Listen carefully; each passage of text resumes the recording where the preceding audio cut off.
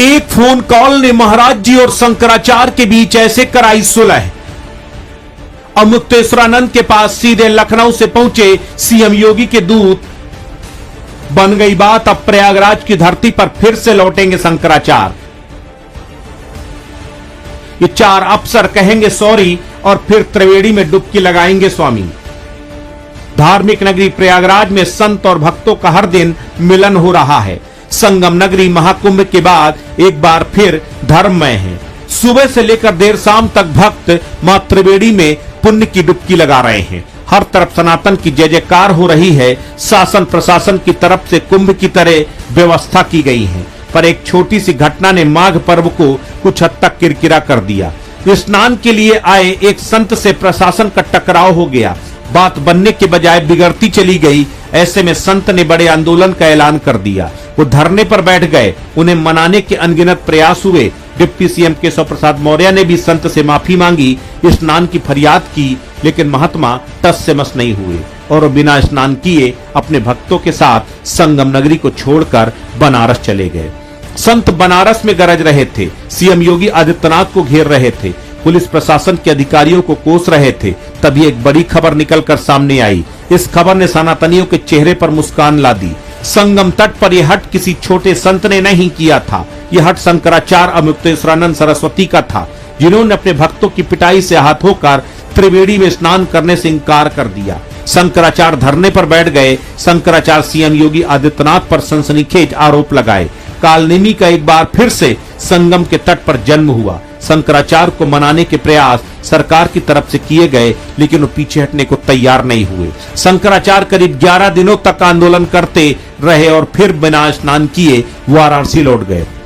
ऐसे में वाराणसी से एक बड़ी खबर निकलकर सामने आई है। चर्चा है कि शंकराचार्य से प्रयागराज प्रशासन माफी मांगने को तैयार हो गया है। शंकराचार्य के मीडिया प्रभारी योगीराज सरकार ने खुद इसकी पुष्टि की है। योगीराज ने बताया कि शंकराचार्य अचानक माघ मेला छोड़कर वाराणसी चले जाएंगे।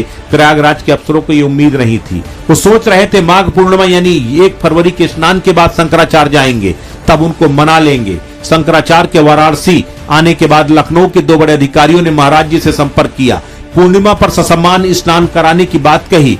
इस पर महाराज जी ने 2 शर्त रखी हैं। महाराज जी की पहली शर्त यह है कि जिम्मेदार माफी मांगे, लिखित माफीनामा दें, जबकि दूसरी शर्त में महाराज जी ने कहा कि चारों शंकराचार्यों का प्रोटोकॉल स्नान के लिए लागू किया जाए। योगीराज सरकार ने बताया कि शासन के कुछ अधिकारी वाराणसी आएंगे, शंकराचार्य को लेकर प्रयागराज ले जाएंगे, उन्हें माघी पूर्णिमा पर स्नान कराएंगे। जल्द ही इसका औपचारिक ऐलान भी होगा। शिष्य योगीराज ने बताया कि मौनी अमावस्या से शुरू हुए स्नान के विवाद को खत्म करने के लिए प्रशासन ने एक हाई लेवल मीटिंग तय की। 27 जनवरी की शाम को धर्म संघ के शिविर में अधिकारी पहुंचे, जो त्रिवेणी मार्ग पर शंकराचार्य के शिविर से कुछ दूरी पर स्थित है। माघ मेले के अधिकारी ऋषिराज, अपर मेला अधिकारी दयानंद प्रसाद, मेला प्रशासन के अन्य अफसर मीटिंग में मौजूद थे। शंकराचार्य की तरफ से बात करने के लिए प्रयागराज के मनकामेश्वर मंदिर के महंत श्री धरानंद महाराज ब्रह्मचारी भेजे गए। योगीराज के अनुसार इस बैठक में प्रशासन ने 3 मुद्दों पर अपना पक्ष रखा। योगीराज ने बताया कि मेला प्रशासन की ओर से स्वीकार किया गया कि उनसे गलती हुई है। उन्होंने इसके पीछे भीड़ कंट्रोल करने का हवाला दिया। इन स्थितियों में शंकराचार्य स्नान नहीं कर सके। अधिकारियों ने कहा हमें इसका खेद है। तब महंत श्री धरानंद ने कहा शंकराचार्य चाहते हैं कि आप माफी मांगे। इसे लेकर अधिकारियों ने कहा हम सार्वजनिक माफी नहीं मांग सकते, मगर हम खेद जता सकते हैं।